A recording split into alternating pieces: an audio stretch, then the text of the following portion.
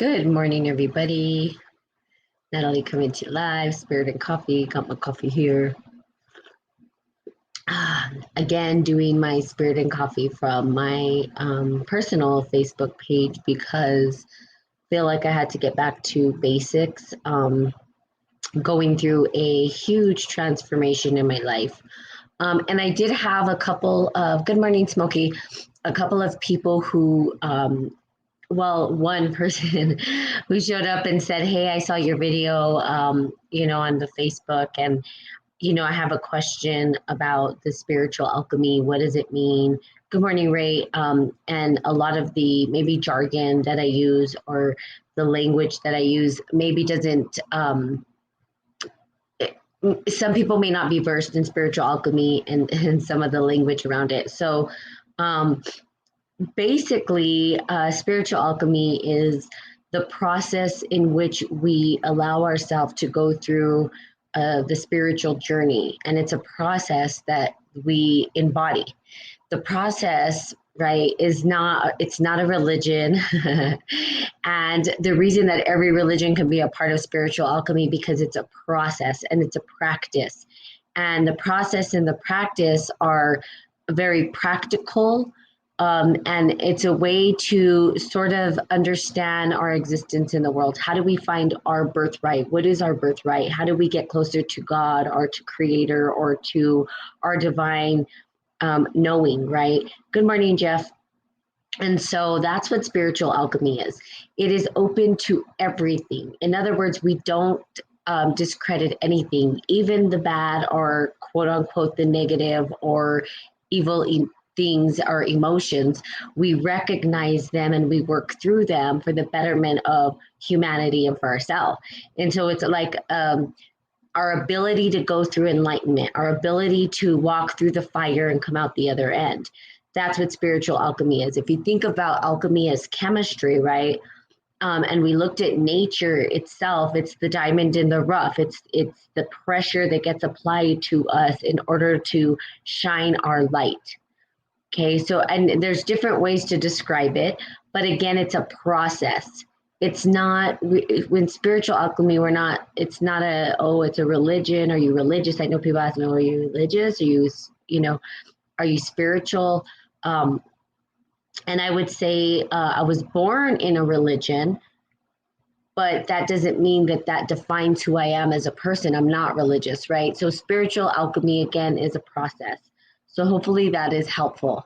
And if you guys do have any other questions, please let me know. But it allows us to open up the dialogue between the several different, I would say, thought processes, right? Or theories or religions or dogma or whatever you want to call it. It allows for that communication and dialogue to be opened across several cultures. It allows us to understand how do we process maybe the religious beliefs we have. How do we process it? If we were looking at, for instance, let's look at the Catholicism, right? And we looked at, started looking at the Bible and how we came to this particular religion, we would say then that there's good and evil, right? And we have a devil, and the devil is evil, and there's sins, and and then so we would look at that as a spiritual alchemist, and we would say, well, what's the process? What's the process? If we have this sin in us, everybody does, right? As stated in the Bible, we're all sinners, right? Nobody's perfect. Then how do we get a little bit closer to our God self? What is it? Good morning, MCB. How do we allow ourselves to recognize, quote unquote, the sin, the evil, and then move through it so that we're coming out as better human beings in our life? But we could do this with Buddhism. We can do this with all the different things. So if we looked at Buddhism, which is a process, again, not a religion, it's a process and a practice where we look at life as life, there's suffering in life, and how do we overcome the suffering? So there's different ways to look at it. There's not just one way to look at this. And that's why I call myself a spiritual alchemist, because I look at different processes, different religions, and I ask myself, how do I move through the process of my life to overcome these hurdles, these things that are keeping me from really truly living my divine birthright, really truly manifesting what I want to manifest. This is the practice of true manifestation. Now, people will write, there's been tons of books, right? The Secret, there's all this stuff that's out there. We start to look at those books, and people definitely want materialism, right? It's material. I want a house, I want a car, I want $1,000,000,000,000. If I had $1,000,000,000,000, I would do this and I would do that and I would be set for life. And but we know that's not true. Happiness isn't defined by the things we have. And so we're on a journey regardless of what we have, right? There's still the internal process that has to happen. And it's the bridging the gap between the internal process and the external, what we see in the external world. A beautiful world outside doesn't mean that the internal world is experiencing that same beauty. Sometimes, and it's funny because I was talking to my friend about Justin Bieber, okay? Let's talk about Justin Bieber, right? Like he has that song called Lonely or whatever. And when I first heard that song, I was like, this poor child is literally, and he's still a child, is calling for someone to see him, really him, not the stardom, not the money he has, not the possessions, not the, you know, his life, he's saying, yeah, I had all this stuff, I had everything, but I didn't have it all. I didn't, because I didn't have people that I could maybe trust, or I felt like I was alone because nobody could understand me. Again, the suffering shows up no matter what the storyline is. So having things is not everything. What is everything is that we learn how to sort of, it's almost like we're melting into both the material and the spiritual, or the conscious and subconscious mind, and we're melting in together, and we're sort of synergizing the two together, and we're learning to do that. And that's what the practice of spiritual alchemy is. Now, I can tell you for myself what I'm doing. I'm taking Kung Fu right now, and it's been amazing. I'm going to tell you, I'm a blue belt. Yes, I got a blue belt. I went from white to yellow to blue. Next will be green, then maybe brown, and we'll see. Maybe one day I'll be a black belt. Who knows? I'm sure that my Master Abram, who is the teacher, will probably say, yes, you will, Padawan. So Padawan is on her journey. But again, it's a new journey. And there's so much to learn. I'll never be a master, a true master of Kung Fu. Like, and no, I don't think anybody can, because there's so much. It's a process. It's a practice, right? It's time and effort. That's actually what it means, right? Kung Fu means time and effort. So when we put in our time and effort to learn something, it is alchemy. It is a process. What are you learning? Are you learning to, like, I'm building my website. I'm learning what it's going to take to build a website. That's new for me. It's a new journey, right? Or maybe you're learning how you want to travel. Maybe you've never traveled. And so you're trying to figure out, how do you organize your life in that way? That's alchemy. We start to create and form the life that we want to see on the external by using our internal alchemy, our internal understanding of who we are, what we're going through, and how to overcome the challenges in life. Now, I'm going through a huge challenge in life, probably the biggest challenge I've ever been through. And I'm overcoming it. Why? Because I have practices in place, right? I told you guys, I thought I was going to lose my mind. I thought I was on the verge of just going crazy, right? Well, I'm already crazy, but you know what I mean? Like, I was like, man, I may get lost and never come back. Who knows what would happen? So there you go. So I hope that explanation is a little bit more, kind of bridges the gap between the two, so that people understand what practices, what do I use, what are the principles, what does it mean? If the language is like, what are you talking about? I understand.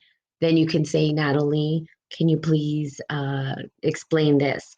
Now I have a friend of mine, she's the interpreter, my language.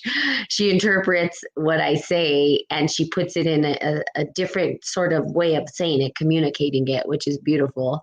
Um, like I said, she's my helper. She helps me. So I want to kind of go over this abundance book.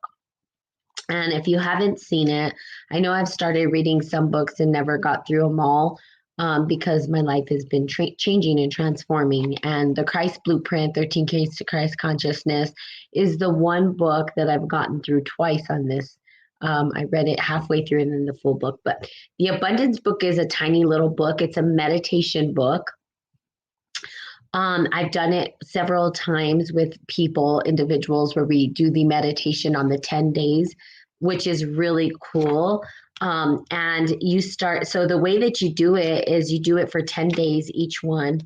And then at the end, if you mess up, you have to come back to the beginning. And so, so sometimes, and it's a 40-day prosperity, right? So if you're if you're doing it, then you have to start all over again. You start remembering the first one more than any of the others. And I think I even remember this passage without even having to read it. It's like God is abundant. Oh wait, maybe I don't remember it. God is abundant, the everlasting. Oh, okay. Yeah, I don't remember it fully. Once I read it, I'll be like, now I remember. So God is lavish, right? That's what it is. Unfulfilling abundance. Here we go. The first meditation in this book is God is lavish, unfailing abundance, the rich, omnipresent substance of the universe. This all providing source of infinite prosperity is individualized as me, the reality of me. In other words, we are, right? We are the one. Good morning, NPOP, MN, MN. We are the unfailing abundance. We hold the source of infinite prosperity.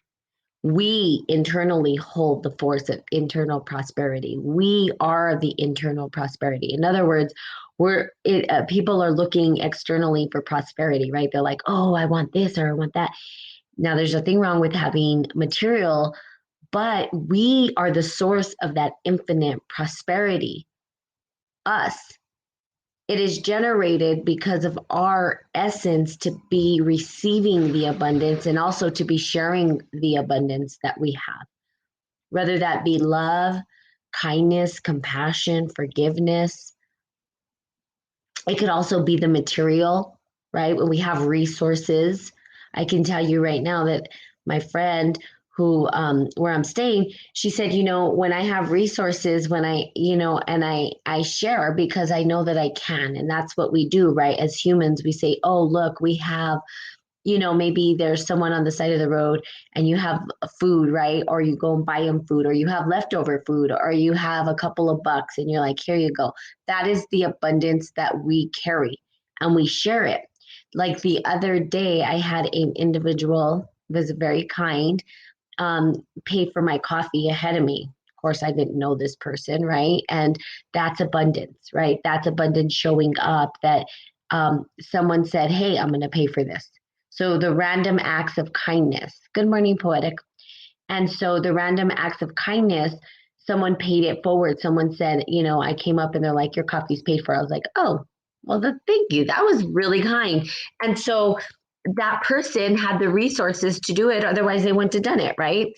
And so again, the abundance came from the essence that I hold and the essence that they hold, right? To give and my essence to receive the abundance. So you got to be willing to receive. That's a big part of abundance. Some people don't realize that. They don't realize, they think abundance is things are going to show up, but sometimes people can't even receive. They want it, but they don't receive it.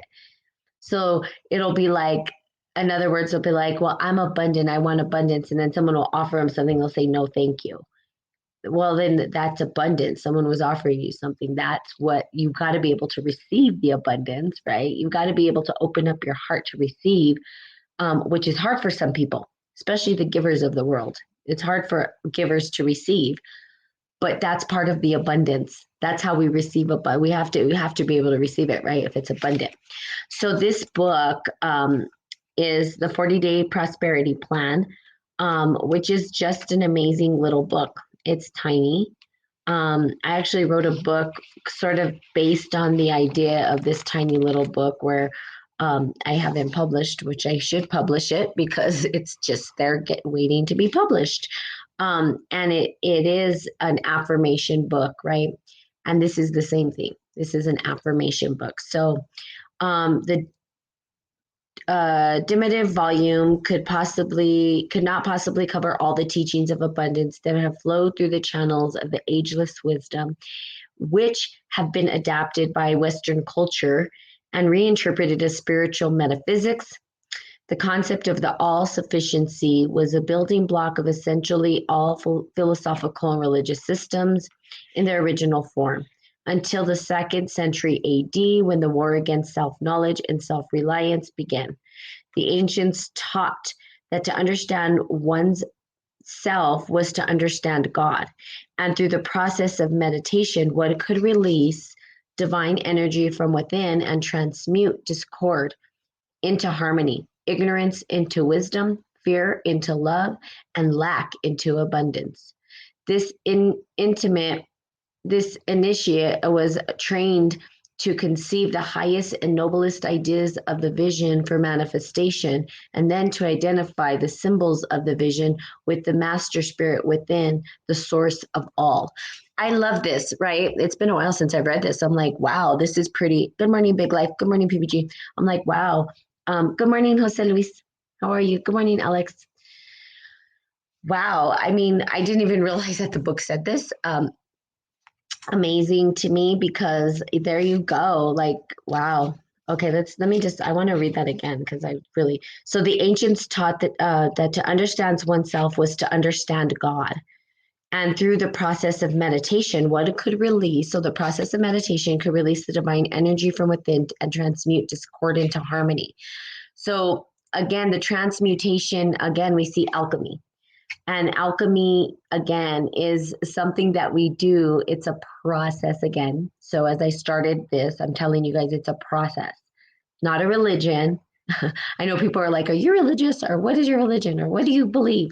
I'm an alchemist. I'm a spiritual alchemist. And alchemy, we transmute energy, right? So we take what is bad and turn it into something beautiful. It's kind of like the lotus flower. So in here, and what they're saying in the abundance are the teaching of all ages, is that from within we transmute the discord into harmony, meaning that we learn how to find the peace and balance within our life between the discord and harmony. Not that we get rid of the discord, not that we get rid of the ignorance into wisdom. The ignorance, we're ignorant still in some things, right?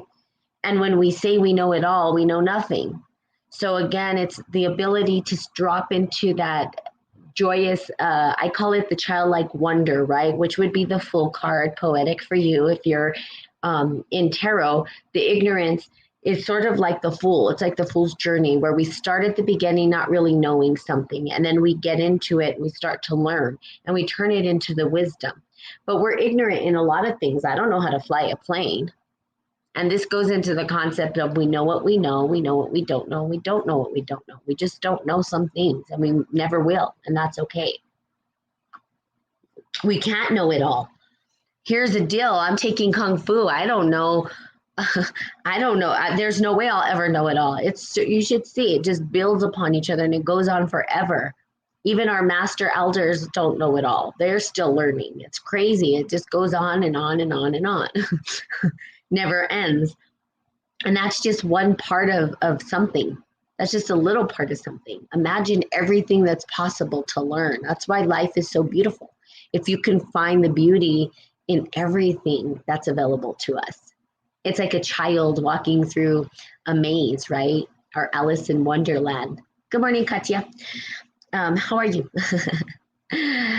So the mysteries within, I was just talking about how Kung Fu, man, it just goes on forever, right? Katya's in class with me, so there you go. Her and I are kung fu buddies. We transmute the discord, ignorance into wisdom, fear into love, and lack into abundance. The initiate was trained to conceive the highest and noblest ideas as the vision for manifestation. This, okay, and to identify, so they identify the symbols of the vision with the master spirit within the source of all. Here's the cool thing about what this book is saying, the abundance book. And something that I'm learning. And I kind of, I'm like, wow, I didn't even realize this book had, I think when I first read it, maybe I didn't understand it fully, or it had a different meaning for me at the time. But I'm like, wow, this book has some pretty powerful stuff in just 2 sentences. Good morning, Kevin. So when we look at the higher visions, or when we're looking at symbols or visions in the master spirit within the source of all, as I'm looking at Jungian and I'm continuing to go into the dream world and still start to process my dreams and understand them, analyze my dreams, which I've never done in the past, is that they say that the dream world, at least from Carl Jung, was that it's the closest thing we have to our authentic self because it's coming from us. And then, good morning, Isabel. What happened is, how do we sort of take that internal knowing in ourselves into the external waking life? And how do we sort of consummate, or how do we sort of bridge the gap between the two, and so that our waking life becomes our more authentic self, or we're closer to our authentic self, and that when we bridge the gap between the two, we start to become sort of like the philosopher's stone. And I loved it because my professor had said that, like, well, we become the philosopher's stone. I think, yeah, you're right. We transmute the energy around us just by our mere presence. That is mastery. It takes so much time and practice and effort to do it, right? It doesn't just happen. The idea of transmuting energy in a room, so think about it from this perspective. Let's say you go to a party. Right, you're at a party with your friends and you're hanging out, and all of a sudden someone walks in the room. Okay. Now there's 2 energies that can really transmute, more than that, but there's people that you feel, right? Like maybe you, like a parent, let's say you were partying with your friends when you were young and a parent walks in, the energy shifts, right? You can feel the energy and it totally changes everything. Everybody scatters, or if the police came. So any kind of a negative sort of feeling transmutes the space and the energy in the place, and then everybody scatters and goes away. And then let's look at it from the other perspective. When you're there at a party and someone walks in with confidence, and they walk in and they change the atmosphere just by their mere presence. They don't have to say anything, they don't have to do anything, just by them being there. That is what manifestation, and that is what we do when we're transmuting our energy into harmony, into peace, into abundance, right? Something about my energy but triggered that person in front of me at Starbucks to buy my drink, right? Random acts of kindness. Why me? Why that time? Because I was holding the energy of abundance, right? And it showed up. But then I could pay it forward to somebody else, right? And I did. I paid it forward next. And then it'll continue on. And that's how the abundance flows. We pay it forward. So just by merely being in the space. So again, when we start to work with our inner self, which is our dream world, or the internal dialogues, or the subconscious mind, then we start to manifest out into the material world. That means that we have to go through dark stuff sometimes. And the dark stuff is the stuff that people tend to like, go, I don't want to do it, I quit. And that's where the gems are. We can't come out as diamonds until we go through the pressure, but most people are afraid to do that. Good morning, Frank. So it becomes this challenge for some people to go through the pressure. And I understand, I get it. It's scary. It could be a place where we're like, well, we don't know what we're doing, but that's where trust comes in, right? The trust, the faith, and then trust the process, and that you're going to be good if you allow yourself to go through it. Okay. And so when you go through it, right, and you come out the other end as a gem. And that's why they say there's gems there. There's gems there. Why? Because under pressure, we create emeralds, we create diamonds, we create rubies, we create crystals. We create all these things, right, when we allow ourselves to go through the pressure and the fire. And that shows up sometimes in challenging relationships. It shows up in maybe losing everything we have, living in poverty, trying to live day by day through paycheck, in the challenges of somebody passing on that we love, in the, every challenge that we're facing. Maybe you got a flat tire and you're stuck on the side of the road. You don't know who to call, you know, and change the tire, or you're traveling out somewhere and you get stuck out there. These things happen in life. They're the challenges that help us to grow into the gems that we are. Students of the mysteries were also instructed in the use of the innate radiatory and magnetic powers in exercising dominion. By working with the rhythmic energy of self, whatever form that was needed for exchange, the legal tender that time was brought forth as an instrument of goodwill. As such, money was simply a token of appreciation of one's service, a symbol of love and integrity. I love that. So they had these magnetic powers in exercising dominion over what? Over self, by working with the rhythmic energy of self. Dominion over your body, right? To be able to allow yourself to understand yourself fully. Here's the deal. I'm going to end with this, and I think it's kind of funny. And this is me, maybe little ranty, ravey. We are trying to figure out other people. What is, I'm not going to say what is wrong with us, but we're so busy trying to tell people how to live their life, and we don't even know how to live our own life. Now, this is up to you, okay? This is the real talk of Spirit and Coffee. I used to call it Spirit and Coffee Real Talk. Know yourself, and I'm talking to myself too, trust me, because I too am human, and I too do the same thing, where I think I know what's best for people. No, I don't. No, you don't. And no, we don't. So stop it. Know yourself. Get to know you. You'll spend your entire life and still not know you. But yet you think you know somebody else. You don't live in their body. You're not experiencing what they're experiencing. You can't even see what they see. You have your own set of eyes, your own mouth, your own experiences. So go experience your own life and stop experiencing other people's life. That's what we do.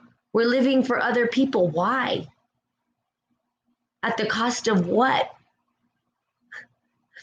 Okay, and I am preaching to myself as well. Why am I preaching to myself? Because finally the veil has lifted, right? I mean, and I know it's not the final veil. There's no such thing as the final veil lifting, right? Good morning, Thomas. But I literally recognize that I was trying to control an outcome that I have no control over, first of all. So I'm like, Natalie, what are you doing, girlfriend? And I'm telling you guys, ask yourself, what am I doing? Why am I involved in people's drama? Why do I care I don't want to hear it. I have my own shit I got to do. Excuse my language. Do you. Understand who you are. How about that? How about you stop trying to understand everybody else, okay? Because when you start to understand you start to live a more robust, beautiful, and harmonized life. You start to learn how to balance yourself. You start to learn how to sort of exit the conversations and set boundaries that may not serve you. You start to sort of magnetize this beautiful abundance and God's blessing.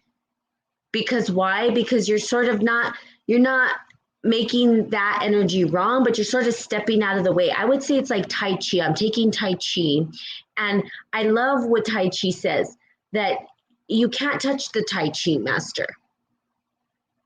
And I like how it's described, where the Tai Chi master maybe is on top of you, but then when you go to touch it, it's like it's a ghost. It's not there. You could sort of use that principle for your own life. You're not making it wrong. You're just merely exiting. Or you're transmuting the energy when you get there, and that takes time again. But stop getting involved in other people's shit.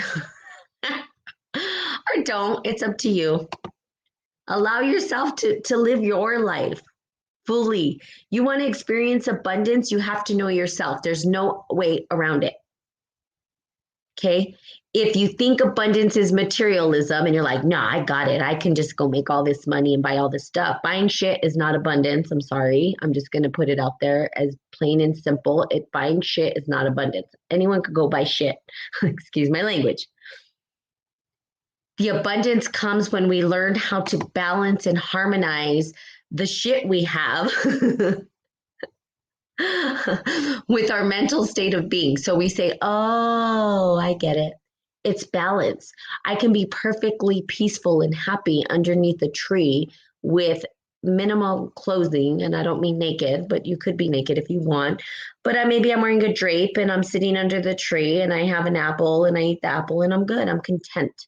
I don't need this big, luxurious place because I can find contentment and abundance anywhere I go.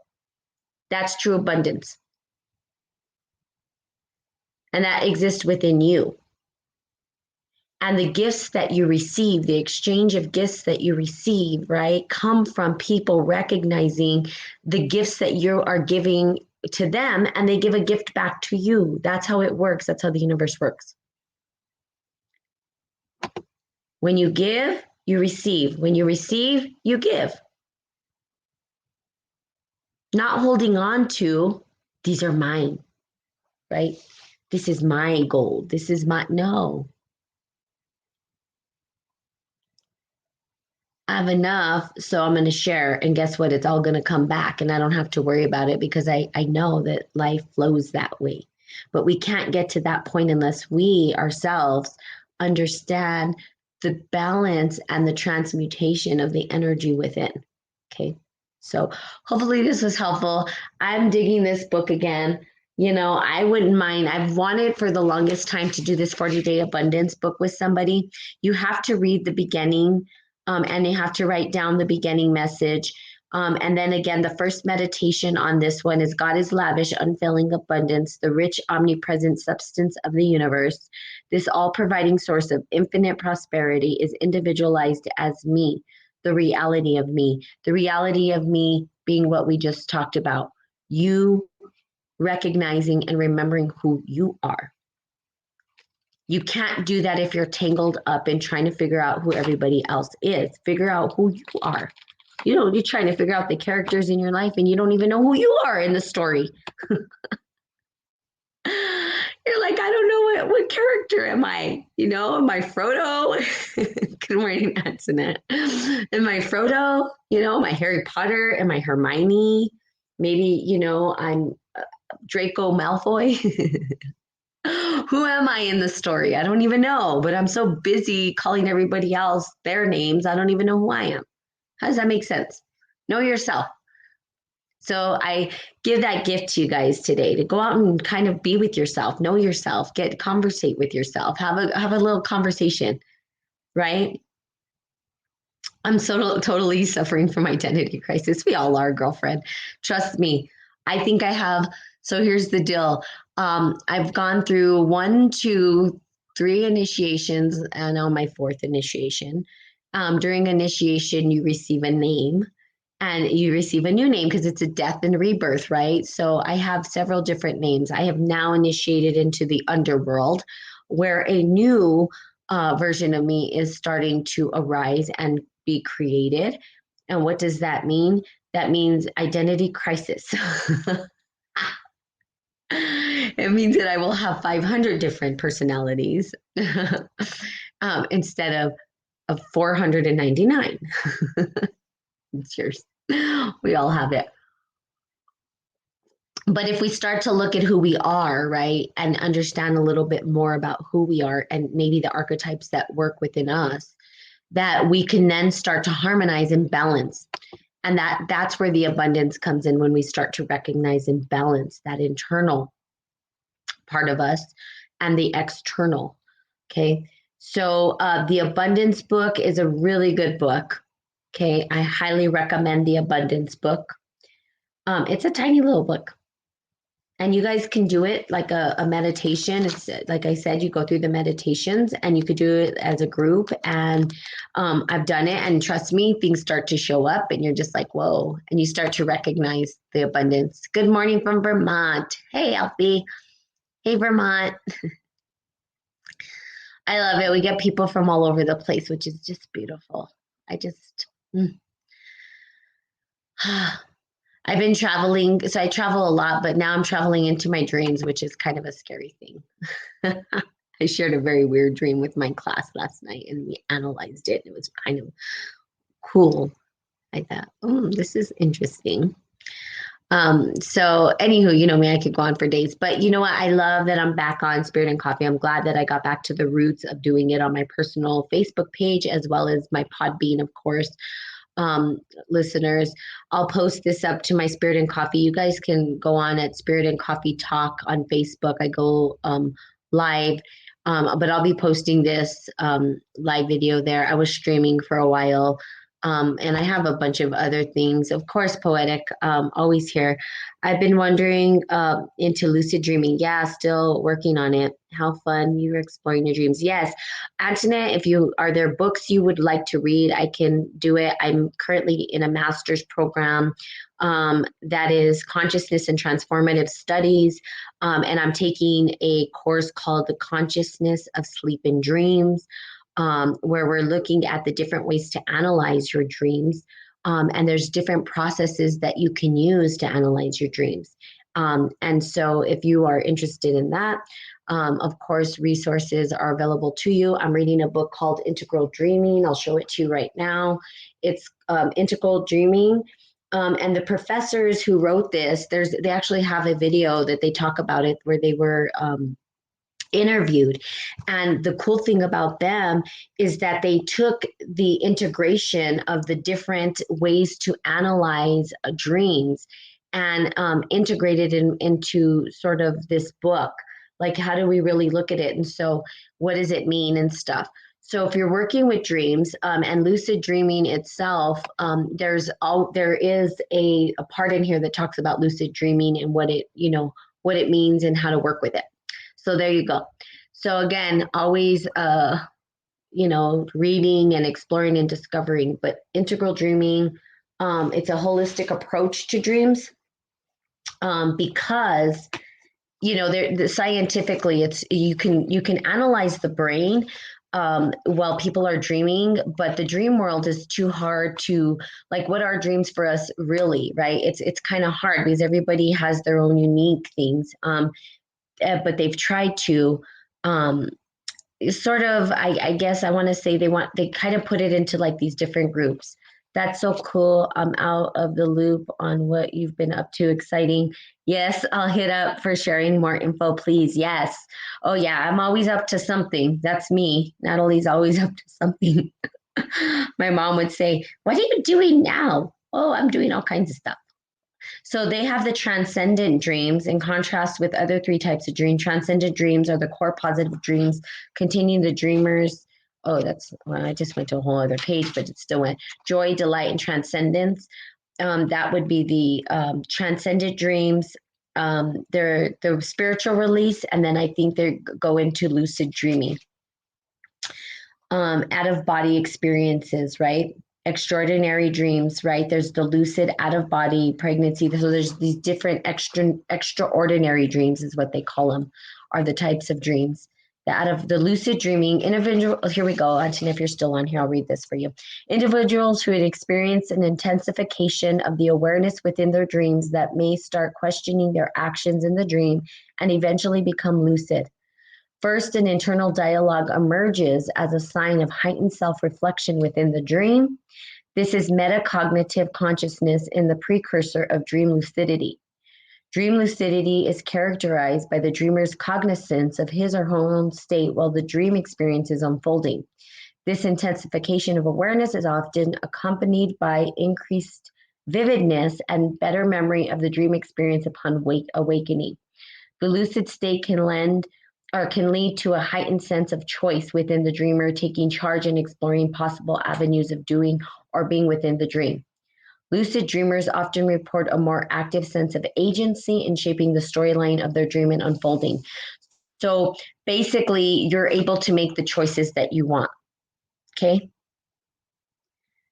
So again, it's the ability to allow ourselves to make the choice within the dream world.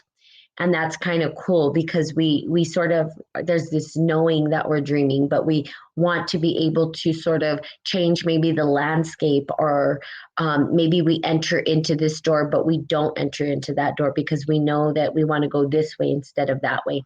And so lucid dreaming is just really about, I think, making choice is the way that I see it, right? And it's allowing ourselves to do that. Lucid dreaming then becomes the terrain for exploration and conscious experimentation. Lucid dreams, researchers and practitioners have been able to explore lucid dreaming in laboratories. So this is where they get into sort of the laboratory piece of it and all that stuff, which is like, well, I don't know if you're interested in all that. That's the scientific part of it. But the cool stuff of the lucid dreaming, where we are actually sort of exploring the landscape of our subconscious mind.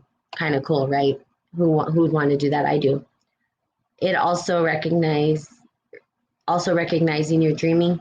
Yes, it is recognizing your dreaming. So it's the cognizance, as I said before. You're actually aware that you have choice.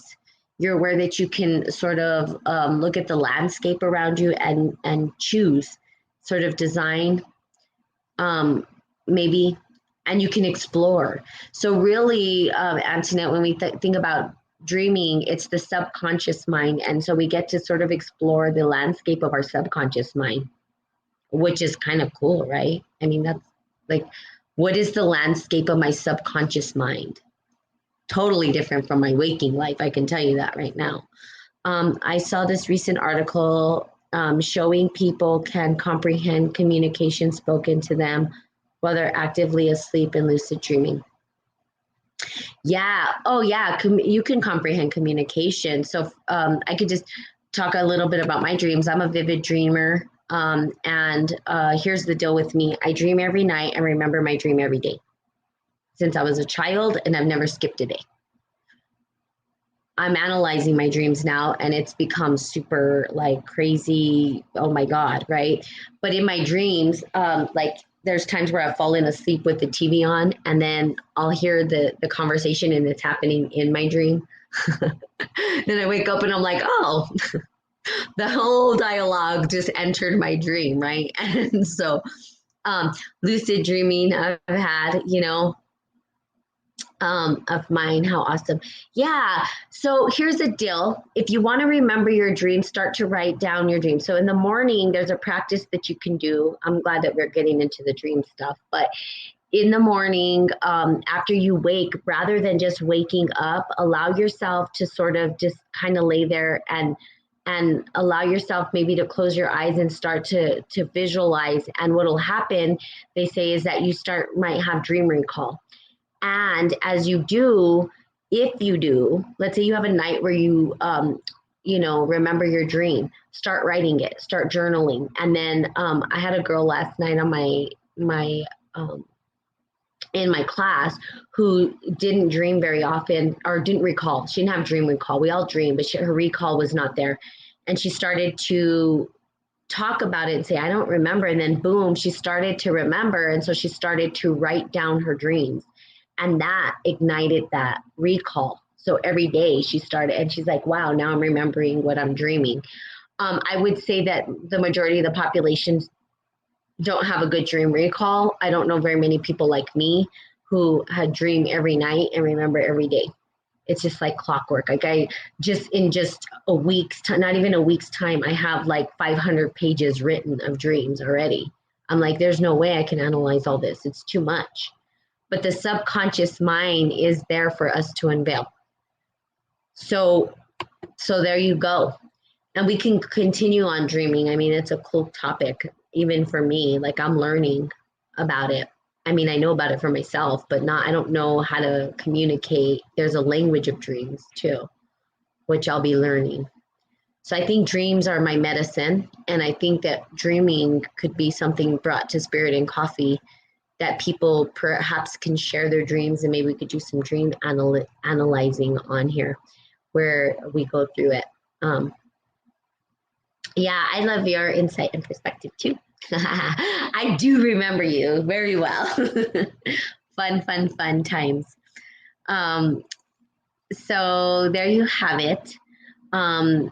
Went a little longer than most, but hopefully you guys had a good time. And I'm going to continue. I always say I'm going to continue this book, and then I read like a chapter, and I'm like, I'm done. But this is the abundance book. It's tiny, see? So there's not a whole lot there, but there's a lot. What's said in the words is a lot. You can unpack it. I can give whole lectures just from a tiny sentence in here and go off on a tangent, right? So there you have it, the Abundance book. It's by John Randolph Price. And this Integral Dreaming, if you guys are interested, which I'm reading for one of my dream classes, Integral Dreaming, a Holistic Approach to Dreams, Fariba, I can't even say, Bogazaran, and Daniel Desaleris. Okay, obviously can't really say their name very well. Sorry, I apologize for that one.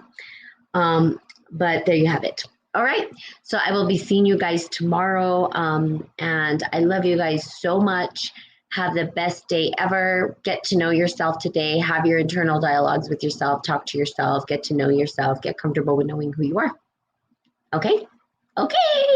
I love you guys. Have a good day. Bye-bye.